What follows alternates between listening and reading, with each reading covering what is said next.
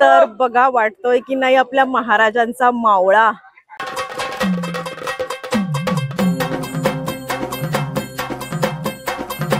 लख पडला प्रकाश दिवट्या मशालीचा, गोंधळाला उभा गोंधळी भवानीचा।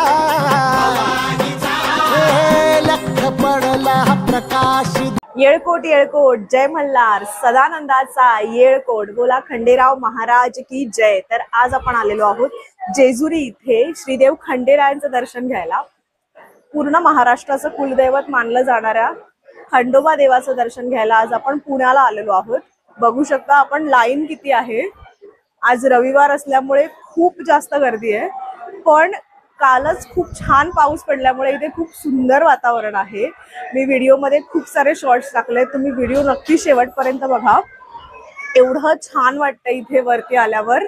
ऑफकोर्स खूप चढायला आहे, कारण की 1 लाख पायऱ्या म्हटल्या जातात, बट ऍक्च्युअल मध्ये 1 लाख पायऱ्या नाही आहेत, पण थोडंसं स्ट्रेट असल्यामुळे थोडं चढायला काही जणांना डिफिकल्टी येऊ शकते।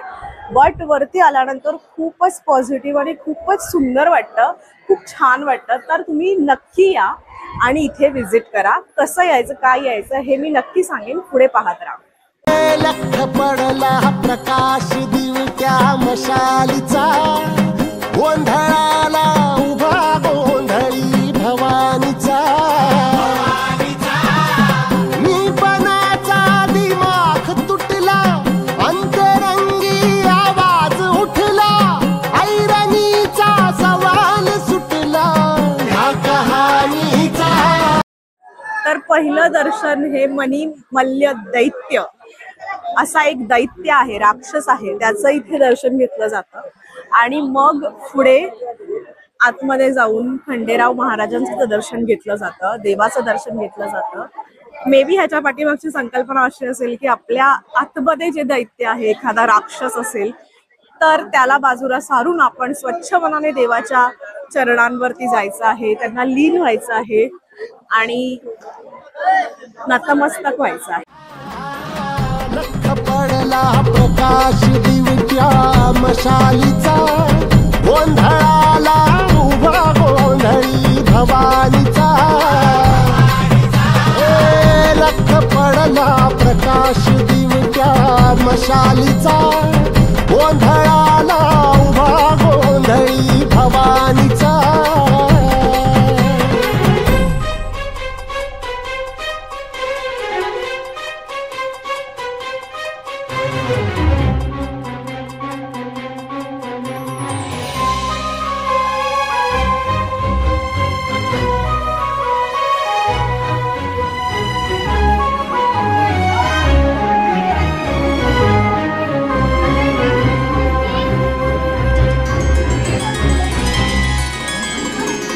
सगळे बघू शकता माझ्या पाठी तुम्हाला पूर्ण पिवळी सोनेरी जी आपण म्हणतो अशी जेजुरी दिसू शकते।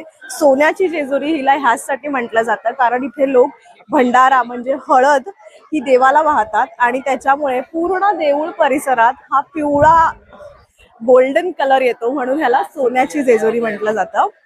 ओके, तर असं हे खूप छान असं रूप आहे जेजुरीचं, ते अनुभवण्यासाठी तुम्ही इथे नक्की या।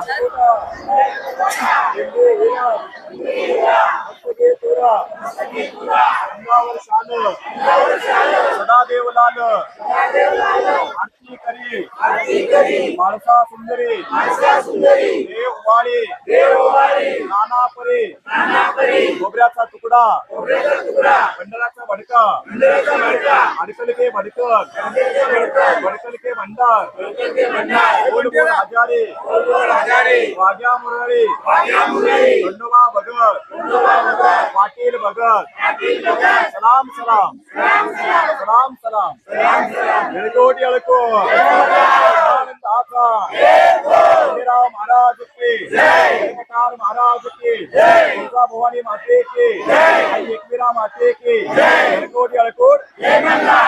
तर इथे अशा प्रकारे कुळाचार म्हणून तळी भरली जाते, देवाची आरती केली जाते आणि अशी पद्धत आहे की नवीन जोडपं जेव्हा इथे दर्शनाला येतं तेव्हा पहिल्या 5 पायऱ्या नवरा नवरीला उचलून वर घेऊन येतो ओके, आणि मग ते एकत्र दर्शन घेतात, इकडे देवाचा मान सन्मान करतात आणि पूर्ण देवळाला प्रदक्षिणा मारतात.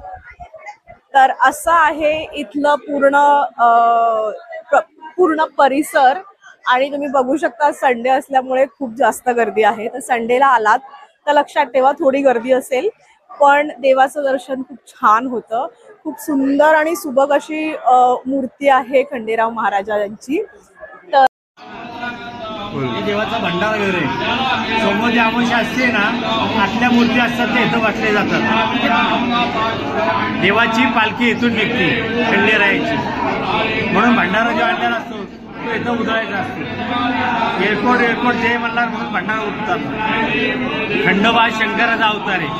शंकर, पार्वती आणि गंगा म्हणजे म्हाळसादेवी, बाणाई आणि खंडेराया, म्हणून देव इथं जोडीने देव का करतात की देव इथं जोडीने शंकर, पार्वती आणि गंगा, म्हणून देव असं सदानंदाचा येळकोट कुलधर्म कुलाच्या जागरण गोंधळ तळी भंडार आपल्या इच्छेप्रमाणे देवाचं विधी करत असतात. जसं धान्याचा पटार तसं देवाचं भंडारा घर आहे, म्हणून ही भंडारा इथं उधळायला जातात. जत्रा कधी असते? जत्रा सोमवती अमावस्या, चैत्र पौर्णिमा, वर्षातून 6-7 यात्रा असतात. सोमवती अमावस्याला म्हणजे देवाची पालखी निघते, समोर करा नदी आहे, तिकडे देव आंघोळीला जातात. देवाचा उत्सव. जय मल्हार. तर तुम्ही इथे जेजुरीला येऊ कसे शकता ह्याच्याबद्दल थोडंसं सांगते. तुम्ही कुठेही जर पुण्यात असाल तर काय खूपच सोपं आहे. खूप साऱ्या गाड्या आहेत इथे यायला, लक्झरी, एसटी, रिक्षा असे खूप सारे ऑप्शन आहेत. जर तुम्ही मुंबई किंवा नाशिक किंवा कुठूनही येत असाल तर पुण्याला येऊ शकता. पुण्यावरनं स्वारगेट आणि स्वारगेटवरनं खूप साऱ्या गाड्या असतात. तर अशा पद्धतीने तुम्ही इथे अप्रोच करू शकता. इथली माणसं पण खूप चांगली आहेत, खूप सपोर्टिव्ह आहेत. आम्ही जिथे स्टे केलेला त्या दादांचा नंबर मी नक्की देईन. त्यांच्याबद्दल थोडं सांगेन की माणुसकी काय असते, किंवा आपल्याकडे कोणीतरी येत आहे तर त्याला आपण किती हेल्पफुल असलं पाहिजे. एखादी नवीन व्यक्ती येते, त्याला ह्या परिसरातलं काहीच माहिती नाही, त्याला किती आपण कशी मदत केली पाहिजे हे त्या दादांकडनं शिकण्यासारखं आहे. खूपच आम्हाला त्यांनी मदत केलेली आहे. खूप काल पाऊस पडत होता, आम्हाला लेट झाला, पण त्यांनी खूप जास्त कॉपरेट केलं. आणि म्हणजे मला खूप जास्त आवडलंय जेजुरी हे गाव आणि इथली माणसं.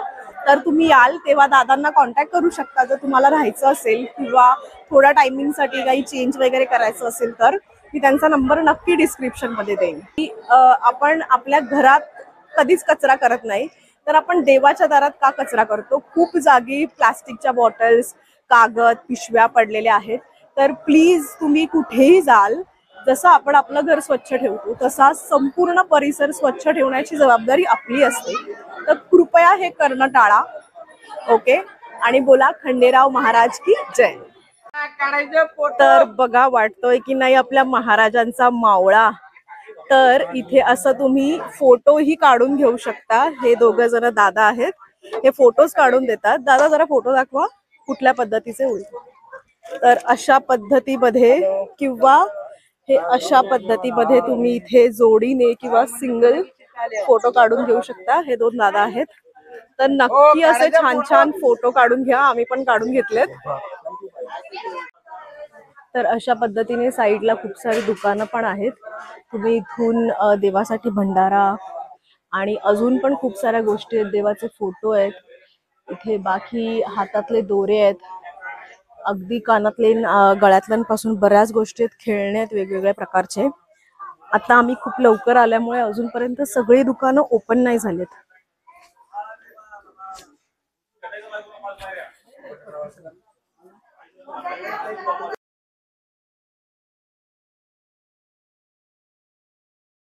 तर आम्ही जिथे राहिलो होतो ते हे ठिकाण आहे श्री समर्थ गेस्ट हाऊस. इथे खूप छान रूम आहेत आणि गरम पाणी आणि खूप छान दादा सोय करतात राहण्याची, आणि आपले स्वतःचे पाहुणे आहेत असं समजून ते मदत करतात. तर तुम्ही जेव्हाही जेजुरीला याल तेव्हा दादांना एकदा नक्की कॉन्टॅक्ट करा. नमस्कार, मी बाळासाहेब विश्वनाथ काळे, राहणार जेजुरी, तालुका पुरंदर, जिल्हा पुणे.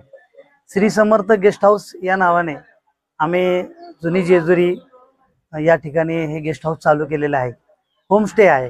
आम्ही या ठिकाणीच राहतो आणि आलेले आमचे जे क्लायंट्स आहेत, कस्टमर आहेत, त्यांनाही आम्ही सेवा देतो.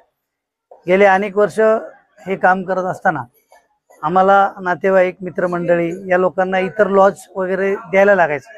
मग आम्हीच ठरवलं की त्यांना आपणच सेवा देऊ आणि मग या ठिकाणी आम्ही आमचा एक वरती कौलारू आम्ही रूम बनवलेत.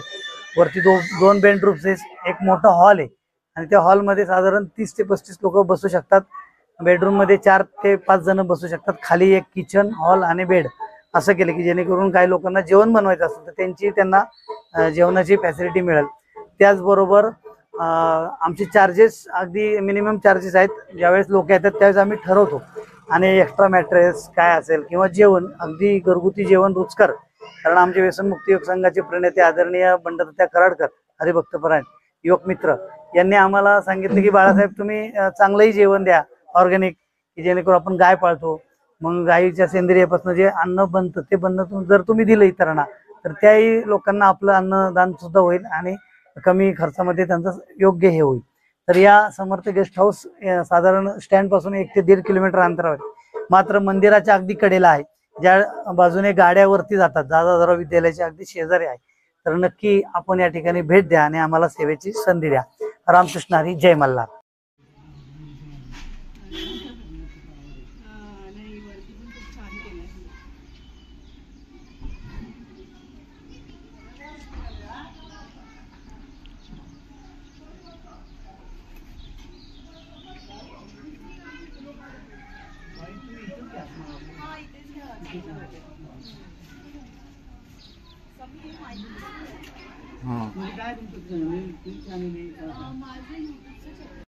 इथे आम्ही थांबलो होतो. तर हा असा रूम आहे. खूप छान असा बेड मिळतो, दोघांना खूप सफिशियंट आहे. शिवाय जर एक्स्ट्रा 2 माणसं इथे खाली मॅट्रेस टाकून राहू शकतात. आणि हा असा देवळाचा व्ह्यू मिळतो. आणि इकडे आतमध्ये वॉशरूम आहे, मिरर आहे, वॉश बेसिंग आहे. सो गीजर असल्यामुळे 24 तास पाणी गरम मिळू शकतं. मोठ्या ग्रुपसाठी हा रूम आहे. आताच एका मोठ्या ग्रुपने चेकआउट केल्यामुळे थोडासा पसारा दिसतोय, पण इथे बघू शकता मॅट्रेसेस आहेत. खूपच अशा म्हणजे मऊ, म्हणजे एकदम कम्फर्टेबल मॅट्रेसेस आहेत. बसायला चेअर आहे, सोफा आहे, इथे चेअर्स आहेत, तुम्ही खाऊ शकता, नाश्ता करू शकता. इथे छानसं असं एक बसण्यासाठी सोफा आणि एक सेमी बसायचं ट्राय करते. सो किती छान आहे ना, मला हे खूप जास्त आवडलं. तर ह्या रूममध्ये आय गेस 10 ते 15 लोक आरामात राहू शकतात. 2 वॉशरूम आहेत आणि बेसिक बाहेर सेपरेट दिलेलं आहे. त्यांनी खूप छान विचार करून मला वाटतं हे केलेलं आहे. युजली बेसिक आतमध्ये असतं.